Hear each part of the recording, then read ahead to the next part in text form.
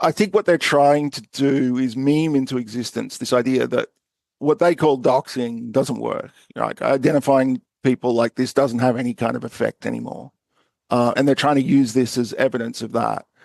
It seems strange in combination with the idea that it's somehow a grave offense to identify someone and line them up with their persona, right? It seems kind of contradictory, but I think that all of it should be understood as trying to deter this kind of reporting. Why is it important that people are identified? I mean, it's not important that everyone is identified. It's not important that, like, I'm not, opposed to online anonymity in principle. The question is more when someone is using their pseudonymity or anonymity in particular ways, right? When someone is operating what's becoming an important cultural institution with political goals, right? Then I think it's a question of whether there's a public interest in knowing who's doing that and why, right? And I was working on this for a really long time, and there were a couple of times really where I put it aside because it was kind of like, well, because of me asking myself the kinds of questions you've just asked me, but really, I mean, that when I saw him in a duplicitous way directing hostile attention at events in his own community, stuff like that, you start to get into questions of public safety, right? And so, like, I did think very carefully about the public interest rationale for this. And a publisher with a six-figure turnover that's rehabilitating these racists and conducting a series of community events around the in-person events around the country, which are presumably attracting people who agree with Steve Saylor to some extent, right? So gatherings of racists, that's when the public interest case became pretty compelling to me. Now, I don't expect that to persuade anyone in Lomez's corner, so to speak, but that it was something I did think pretty carefully about over a pretty long time, and just came to the conclusion that there was a public interest event case to be made here. And like, what does a persona give you? Well, it's something that you can shape and deploy to political ends, right? Without having to reconcile that with who you actually are, right? And without having to take any responsibility for any actions you might carry out under that persona, right? It's sometimes pseudonymity and anonymity are, important. Sometimes, dissidents in living under cruel regimes who have something to transmit to the world, make use of that persona. But in a sense, they're doing that for the same reasons that someone might do it to direct hostile attention at a pride parade in a town in Montana, right? Because you want to avoid the consequences, right, of doing that kind of stuff, right? And so the public interest question is more about what are the knock-on effects of you doing that for other people in your community, in the United States more broadly. I kind of think that and look, here's the thing. I don't believe them, when they say that someone being identified in this way just has no effect, right? I mean, in that movement, people are adopting and maintaining these personas because they know that their friends and family are not going to understand, right, when they're actually tied to these actions or projects they've carried out. This is still, even if the Overton window or whatever, something they talk about incessantly, has kind of shifted, and that politicians say can articulate these kind of views without the consequences they might have faced in the past. In daily life, people still don't like this stuff. It's still toxic.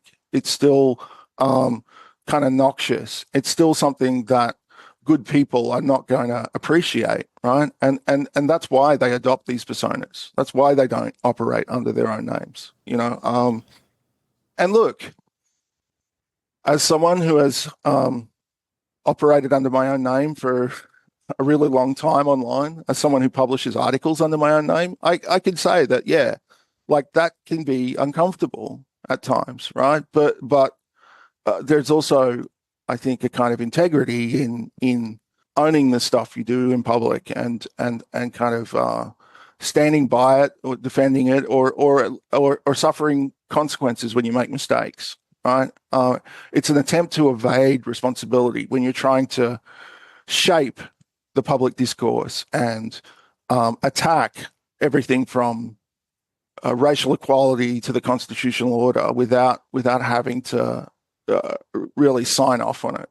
And so, and there are accounts that are small enough where I'm not going to go around trying to ID every right-wing anonymous account. Like, there's no point in doing that. But when someone crosses the threshold and they're actually, yeah, like I said, having a pretty big effect in the world, obviously attracting,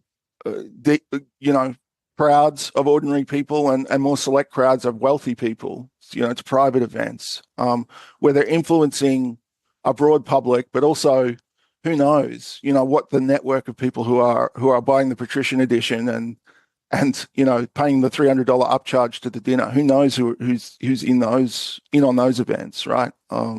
It could well be established politicians. We just don't know. But I think at that point you've crossed that threshold where the public kind of has a right to know who you are.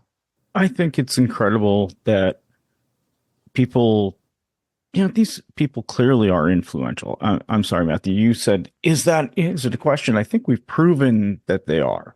I mean, if it can get to a moron like Steve Bannon, I mean, he unfortunately had the ear of someone who just happened to be president. I'll push back and say that I don't think Steve Bannon is a moron. No, I don't mean, I don't like him. But there may be other adjectives there that work, but I don't know if I don't know if moron. No, is that's one that fine. works. I'll take that back. I mean, that's absolutely fine. He's a genius. Anyway, so long story short is that this is a person of some influence, or has been, and it's in our mainstream politics. And I just find it amazing that people seem to be of one of two minds.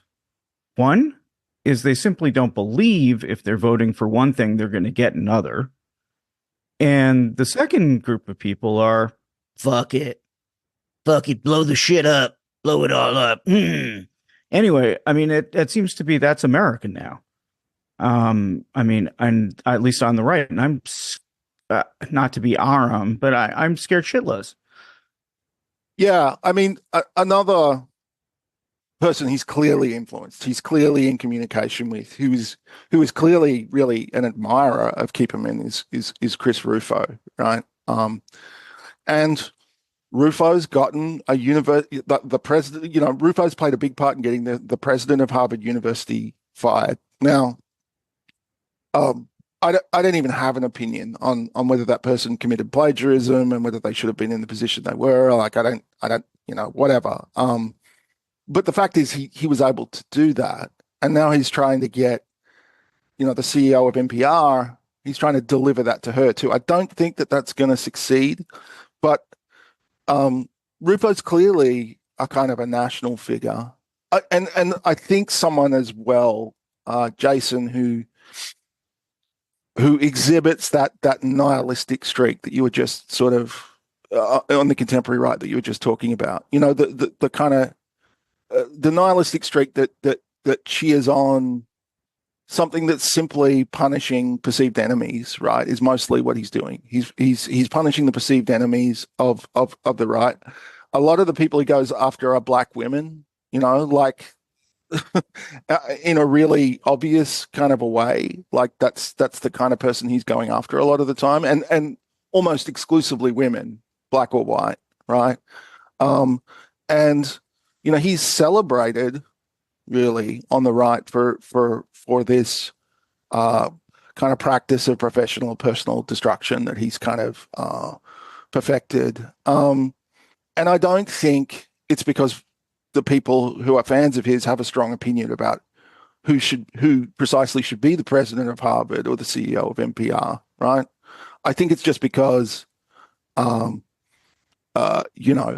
woman in a position of power, or a black woman in a position of power, is just kind of marked as an enemy of this movement at this point, because it must be because of DEI or something, right? There's no way that someone like that could deserve to be in the position that they're in, and a big point of discussion in recent weeks in that sphere has been the kind of I don't know, assumptions about the fact that there are more black airline pilots now than there used to be, which is attributed to DEI. It somehow makes us less safe in planes than we once were, right? These kind of narratives that they're running now, which are about racial equality in and of itself, a measure of racial equality in and of itself being a kind of destructive force, that might endanger them. So yeah, I mean, how we could ask how influential is Rufo too, right? Like, I mean, well, I think pretty influential. He sits on the board of a college, right? He's a national kind of figure in the media, and I've written stories about him too, and he's got absolutely no red lines in terms of who on the right he's prepared to associate with or endorse, right? Wrote a couple of stories about how he was pointing his newsletter subscribers to Aporia, which is a kind of scientific racist kind of outlet, even more blatantly so than, say, Sailor. And I Am 1776 magazine that he's written for, which kind of openly admires, the self-described dictator of El Salvador, and runs all of this kind of deeply reactionary content. So that's